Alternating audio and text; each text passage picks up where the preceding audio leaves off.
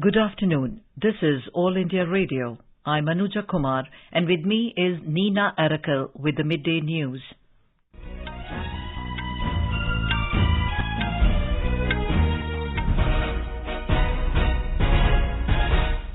The headlines.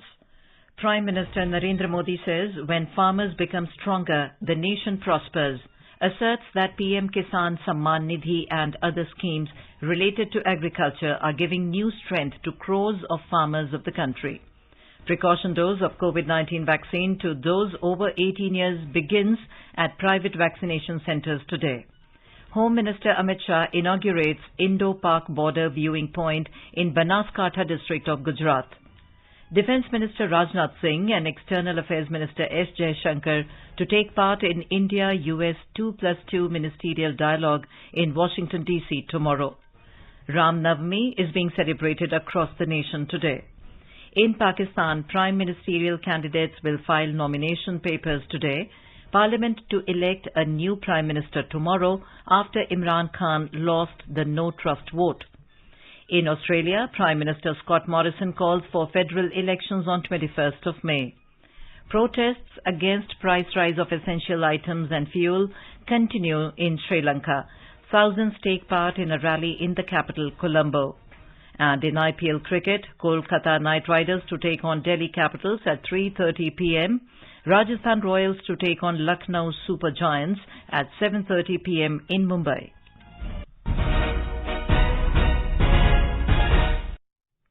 Prime Minister Narendra Modi has said that PM Kisan Samman Nidhi and other schemes related to agriculture are giving new strength to crores of farmers of the country.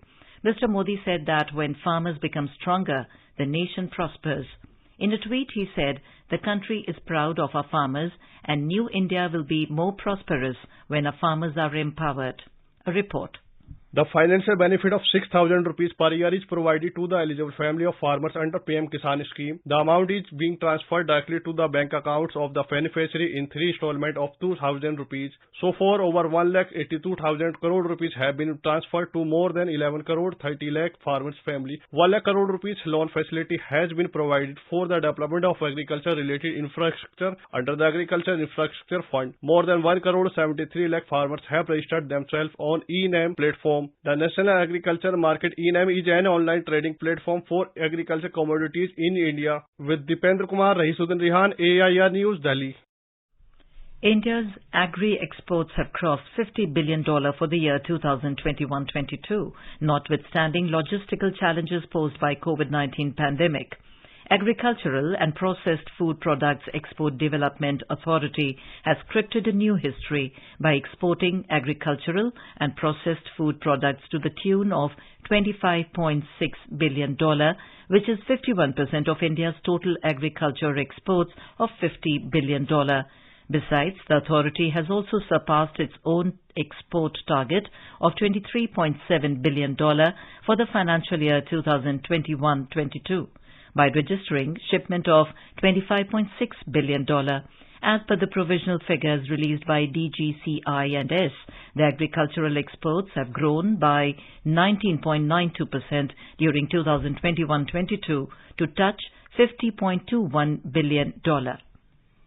The government e-marketplace GEM has achieved the order value of 1 lakh crore rupees in a single year. This is a significant increase from the previous years.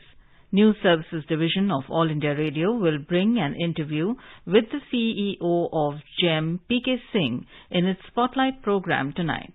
See, we have a different ecosystem as compared to a normal e-commerce platform. We have buyers of the government of India, of the government on one side. It includes all central ministries, all central PSUs, autonomous bodies, state governments, state PSUs and so on. On the other side, we have everybody hooked onto the portal. Seller can be a government seller, it can be a private seller, it can be a big seller, it can be a very small seller. So that is the ecosystem. Now, the process is very simple.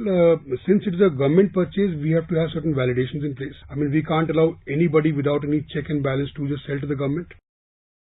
To listen to the interview, stay tuned to FM Gold channel and additional frequencies from 9:15 p.m. onwards. This program will also be available on our YouTube channel, News on AIR Official, and our website, newsonair.gov.in. Health Minister Mansukh Mandavia today said the administration of precaution dose to 18-plus population through private vaccination centres has started across the country. All those who are more than 18 years of age and have completed 9 months after the administration of second dose will be eligible for the precaution dose. This facility would be available in all private vaccination centres. In a tweet, Mr. Mandavia said, "With the Prime Minister Narendra Modi's mantra of Sabka Prayas, we will strengthen the fight against Corona even stronger." We have a report.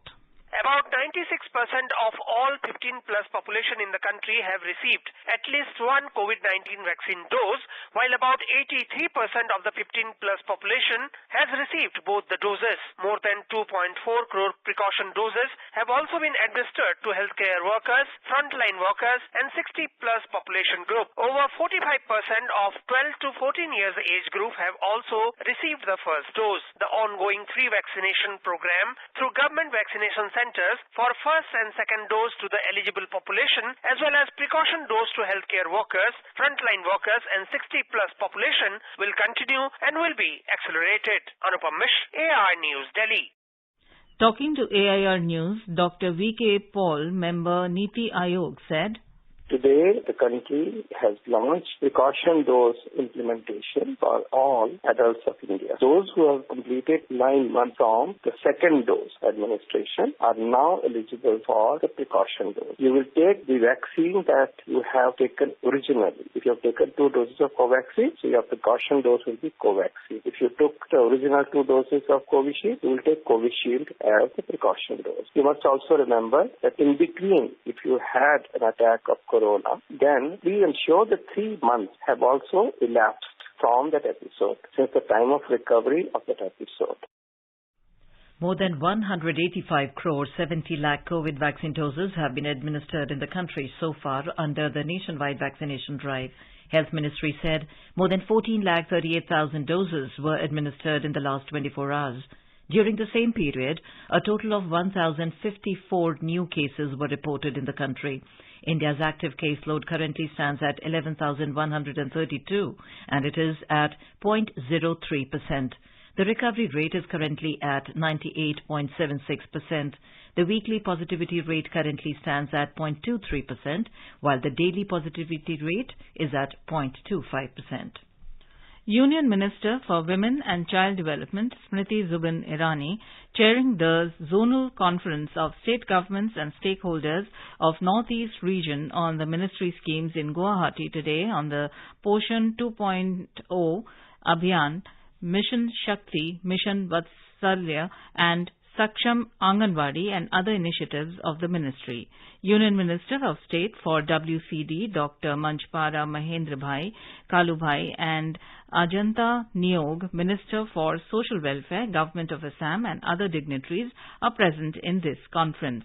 States of Assam, Arunachal Pradesh, Manipur, Tripura, Mizoram, Meghalaya, Sikkim and Nagaland participated in the meeting. Union Home and Cooperative Minister Amit Shah has inaugurated Seema Darshan project at Nadabet, located on the Indo-Pak border in Banaskantha district of Gujarat this morning.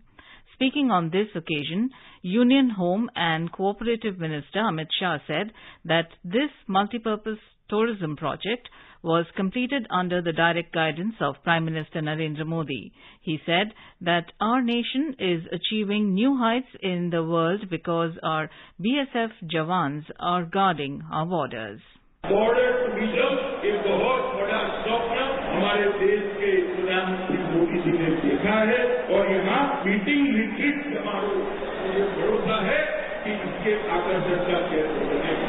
Border tourism के माध्यम से border की सुरक्षा, border के सीमा प्रहरियों के साथ जनता का संवाद और सीमा प्रहरियों के प्रति जनता के मन में एक आकर्षण का भाव, ये तीनों उद्देश्य इस कार्यक्रम से फल होंगे। Gujarat Chief Minister Bhupendra Patel, State Tourism Minister Punesh Modi, Director General of BSF and other dignitaries were present on the occasion. Mr. Shah also visited Nadeshwari Mata Temple at Nadabet and offered puja and darshan. Defense Minister Rajnath Singh left for the United States last night on a 6-day visit. In a tweet, Mr. Singh said he is looking forward to attending the 4th India-US 2+2 Ministerial Dialogue in Washington, D.C. He will also visit United States Indo-Pacific Command, Indo-PACOM headquarters in Hawaii during the visit. The Defense Minister said the visit to the United States will give him an opportunity to hold talks with U.S. Secretary of Defense Lloyd J. Austin and U.S. Secretary of State Antony Blinken, along with External Affairs Minister Dr. S. Jaishankar, on ways to deepen the India-U.S. strategic partnership. The U.S. State Department, meanwhile, in a media note informed that Secretary of State Antony Blinken and Secretary of Defense will welcome their Indian counterparts in Washington, D.C. on 11th of April. The U.S. statement had said that the 2+2 ministerial dialogue is an important opportunity to advance our shared objectives across the breadth of the U.S.-India strategic partnership, including enhancing our people-to-people ties and education cooperation, building diverse, resilient supply chains for critical and emerging technology, scaling up our climate action and public health cooperation, and developing a trade and investment partnership to increase prosperity for working families in both countries. Talking to AIR, former Ambassador Bhaspati Mukherjee said that the delegation will discuss several important issues. 2+2 dialogue that we have with the United States is a demonstration of the close strategic partnership that the two countries share. This actually will be the 4th time that we would be meeting in this manner. And the fact that the Indian delegation consists of Defense Minister as well as our External Affairs Minister demonstrates that it's going to be a discussion on several issues, not just foreign policy, but also on defense cooperation, on situation in the Ukraine, on issues on which India and United States need to find common ground in case it doesn't exist, or to consolidate common ground where it exists. So all in all, an extremely important meeting on 11th April. You're listening to the Midday News on All India Radio. A reminder of the headlines before we move on. Prime Minister Narendra Modi says, when farmers become stronger, the nation prospers. Asserts that PM Kisan Samman Nidhi and other schemes related to agriculture are giving new strength to crores of farmers of the country. Precaution dose of COVID-19 vaccine to those over 18 years begins at private vaccination centers today. Home Minister Amit Shah inaugurates Indo-Pak border viewing point in Banaskantha district of Gujarat. Defense Minister Rajnath Singh and External Affairs Minister S. Jaishankar to take part in India-US 2+2 ministerial dialogue in Washington, D.C. tomorrow. Ram Navami is being celebrated across the nation today. In Pakistan, prime ministerial candidates will file nomination papers today. Parliament to elect a new prime minister tomorrow after Imran Khan lost no trust vote. In Australia, Prime Minister Scott Morrison calls for federal elections on 21st May.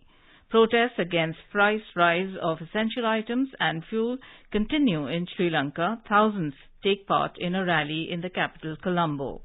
And in IPL cricket, Kolkata Knight Riders to take on Delhi Capitals at 3:30 p.m. Rajasthan Royals to take on Lucknow Super Giants at 7:30 p.m. in Mumbai. For quick news updates round the clock, follow us on our Twitter handle at AIR News Alerts.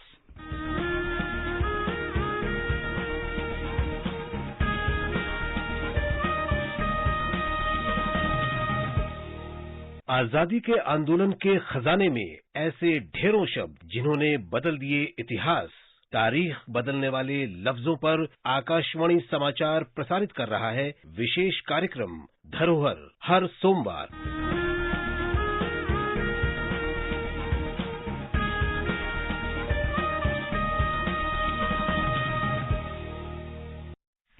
Welcome back to the Midday News on All India Radio. In Pakistan, the National Assembly session to elect the new Premier will be held tomorrow.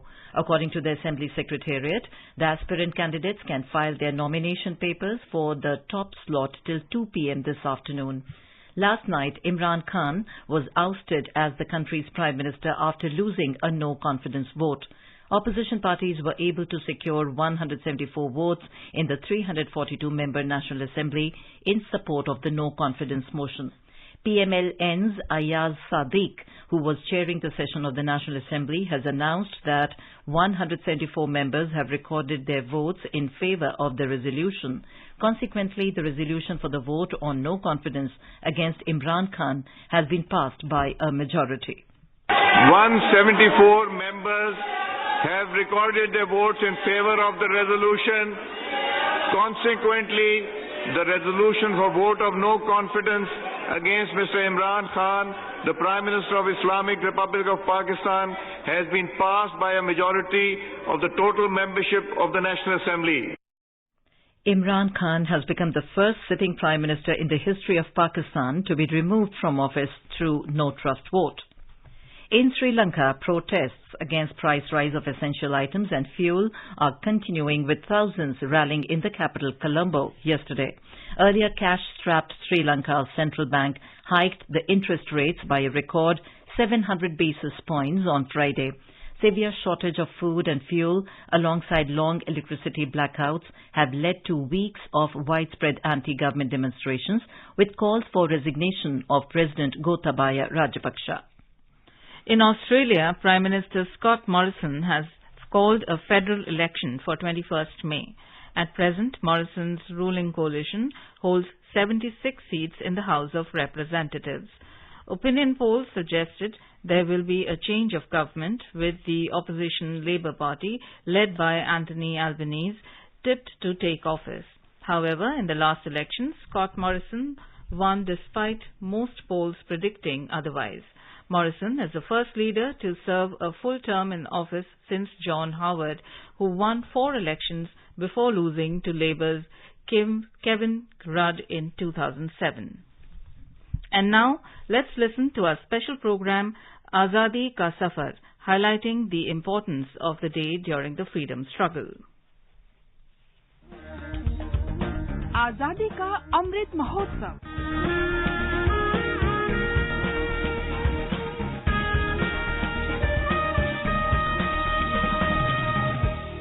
Azadi Ka Safar with AIR News. Birth of a Nation. India's glorious freedom struggle is one of the greatest struggles the modern world has ever witnessed. AIR News brings you a glimpse of the struggle every day. In today's episode, we commemorate the 105th anniversary of the Champaran Satyagraha, the first Satyagraha movement led by Gandhiji in India. It was a farmer's uprising who protested against having to grow indigo with barely any payment for it. Mahatma Gandhi was persuaded by Rajkumar Shukla, an indigo cultivator from Champaran, to lead the movement against exploitation of farmers in the region. Gandhiji noticed that under the Tinkatia system, the Champaran tenant farmer was bound by law to plant 3 out of every 20 parts of his land with indigo for his landlord. Gandhiji reached Champaran in April 1917 and started implementing the similar methods of satyagraha that he had used in South Africa to organize mass uprisings by people to protest against injustice. The local authorities did not find his visit welcome, and they tried to dissuade Gandhiji from undertaking his inquiry. But Gandhiji determinedly began his work from the house of Babu Gorakh Prasad in Motihari, headquarters of the district. He was charged with violating Section 144 of CRPC and served summons. Gandhiji refused to leave Champaran, and his popularity soared as the news of his prosecution broke. On the 18th of April 1917, when Gandhiji appeared in Motihari court, he found 2,000 local people accompanying him. Gandhiji pleaded guilty and read out a statement. As a law-abiding citizen, my first instinct would be, as it was, to obey the orders served on me. But I could not do so without doing violence to my sense of duty to those for whom I have come. I feel that I could not just now serve them only by remaining in their midst. I could not therefore voluntarily retire. Amid this conflict of duties, I could only throw the responsibility of removing me from them on the administration. I have disregarded the order served upon me not for want of respect for lawful authority, but in obedience to the higher law of our being, the voice of conscience. The Lieutenant Governor of Bihar ordered the withdrawal of case against Gandhiji. But this small step was a giant leap forward in the history of the freedom struggle. The Satyagraha heralded the advent of the Gandhian era in the Indian independence struggle.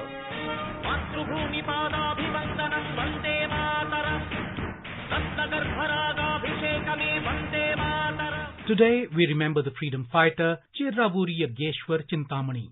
C.Y. Chintamani was born on the 10th of April 1880 at Vijayanagaram in Andhra Pradesh. He spent much of his public life in Prayagraj.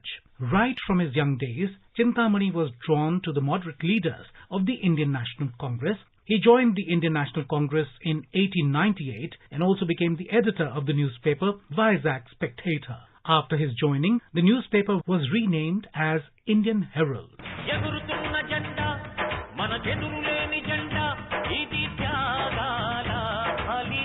However, the pinnacle of Chintamani's journalistic career came with his association with the newspaper The Leader. Published from Allahabad, The Leader emerged as a leading English nationalist newspaper in the United Province.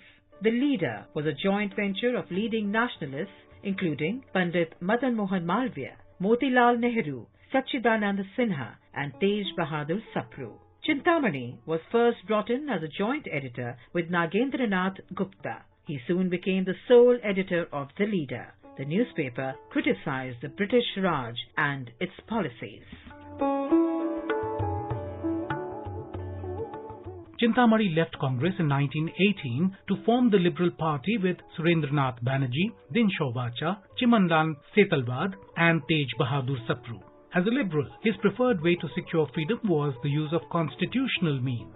Under the Government of India Act 1919, Chintamani served as the Education Minister of the United Province. Between 1927 and 1936, he was the leader of the opposition in the UP Legislative Council. In 1930, he was invited as a delegate to the first Round Table Conference in London. Chintamani's fiercely independent personality was reflected in his unwavering commitment to principles. Even after he was awarded the knighthood in 1939, his criticism of the British Raj did not cease. Chintamani served as the editor of the newspaper The Leader until his death on the 1st of July 1941. AIR News pays tribute to the nationalist leader C.Y. Chintamani. That brings us to the end of this episode of Azadi Ka Safar with AIR News. See you in the next episode tomorrow.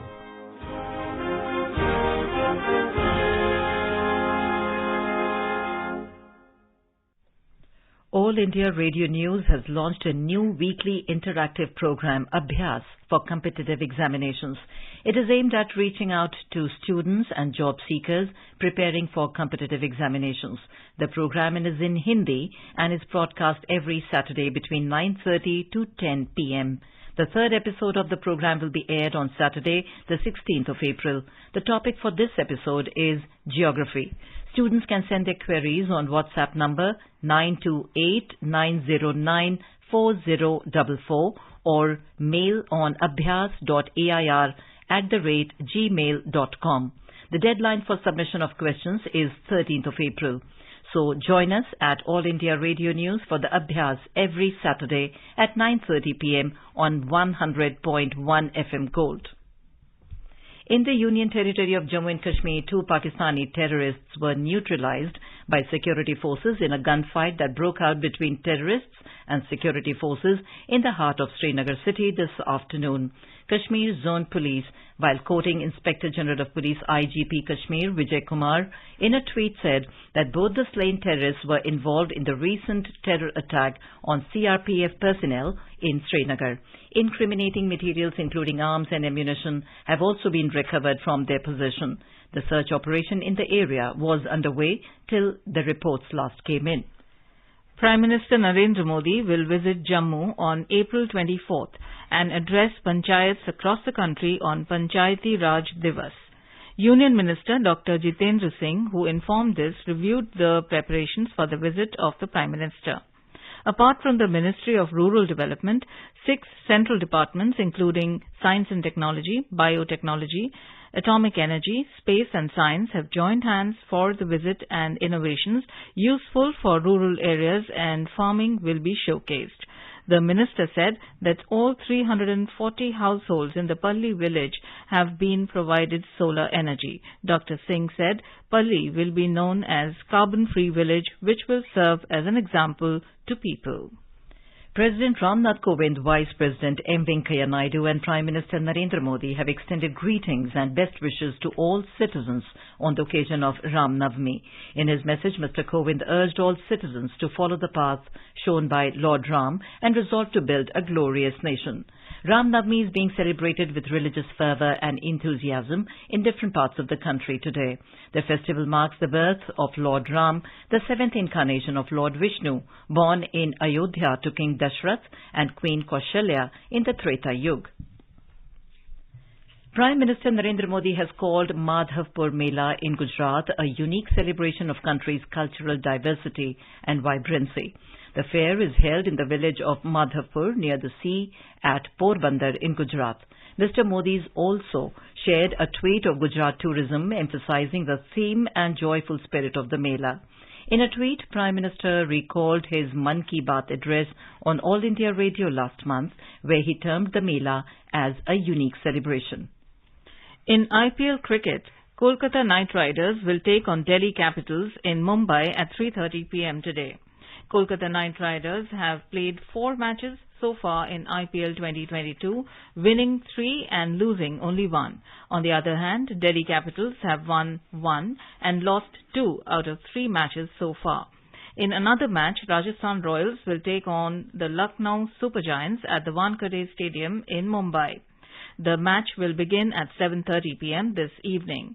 The Royals suffered their first defeat of the season in their previous game against the Royal Challengers Bangalore. On the other hand, the Lucknow Super Giants have been on a roll with 3 consecutive wins. Now let us take a look at the weather forecast for today. Srinagar will have mainly clear sky. Temperature will hover between 10 and 27 degrees Celsius. Jammu will also have mainly clear sky. Minimum temperature was 22 degrees Celsius, while the maximum will be around 39 degrees. Leh will have partly cloudy sky. Minimum and maximum temperature will hover between 2.5 and 16 degrees Celsius. Gilgit will have partly cloudy sky. Temperature will hover between 9.5 and 27 degrees Celsius. Muzaffarabad will have mainly clear sky. Minimum temperature was 17 degrees Celsius and maximum will be around 37 degrees. National capital Delhi will have heat wave. Minimum temperature was 23 degrees, while the maximum is expected to be around 42 degrees. Mumbai will have mainly clear sky, becoming partly cloudy towards afternoon or evening. Minimum temperature was 26 degrees Celsius, while the maximum is expected to be around 35 degrees. Chennai is likely to have partly cloudy sky. Temperature will vary between 28 and 35 degrees Celsius, while Kolkata will have mainly clear sky. Minimum temperature was 27 degrees Celsius and a maximum of around 35 degrees will be there. And now, before we end the bulletin, the headlines once again. Prime Minister Narendra Modi says when farmers become stronger, the nation prospers, asserts that PM Kisan Samman Nidhi and other schemes related to agriculture are giving new strength to crores of farmers of the country. Precaution dose of COVID-19 vaccine to those over 18 years begins at private vaccination centres today. Home Minister Amit Shah inaugurates Indo-Pak border viewing point in Banaskantha district of Gujarat. Defence Minister Rajnath Singh and External Affairs Minister S. Jaishankar to take part in India-US 2+2 ministerial dialogue in Washington, D.C. tomorrow. Ram Navami is being celebrated across the nation today. In Pakistan, prime ministerial candidates will file nomination papers today. Parliament to elect a new Prime Minister tomorrow after Imran Khan loses no trust vote. In Australia, Prime Minister Scott Morrison calls for federal elections on 21st of May. Protests against price rise of essential items and fuel continue in Sri Lanka. Thousands take part in a rally in the capital, Colombo. And in IPL cricket, Kolkata Knight Riders to take on Delhi Capitals at 3:30 p.m. Rajasthan Royals to take on Lucknow Super Giants at 7:30 p.m. in Mumbai. And with that, we end the midday news.